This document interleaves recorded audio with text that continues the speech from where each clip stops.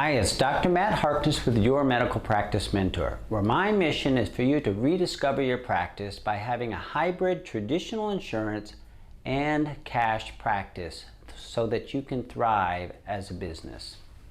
So last week, in part one of alignment, we looked at how me not communicating clearly to our team cost me $65,000. So this week, we are looking at part two, which is how to clearly communicate. So I have developed a grid here of 4 quadrants that articulates and depicts how to communicate clearly. So first, let's look at quadrant 4, which is clear communication. So to clearly communicate, you need to use concrete words. And you need to express what you mean clearly.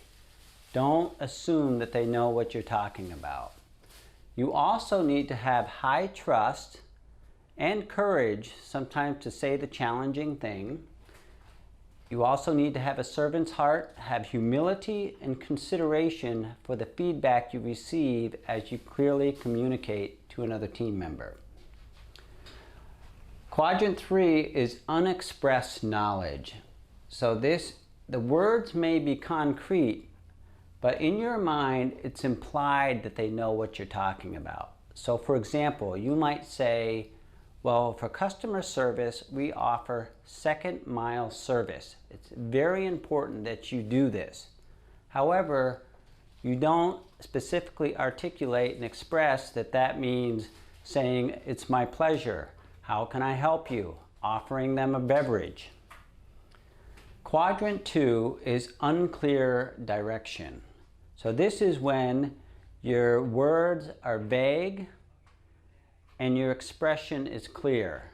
So this might be, for example, something where, again, you would say, I really want you to make sure that the patients have great outcomes. Well, what does outcomes mean? The words are vague. It should be more concrete. They are able to return to the things that they love to do, such as golf, taking a trip, traveling in the car comfortably. And then quadrant number 1 is what I call assumption. It's the words are vague and the expression is implied. So this is kind of like an internal hunch. You might hear some words or even articulate some words, but it's very vague and you make a judgment based on something that probably is not true or you do not have the full story. So of course we always want to clearly communicate.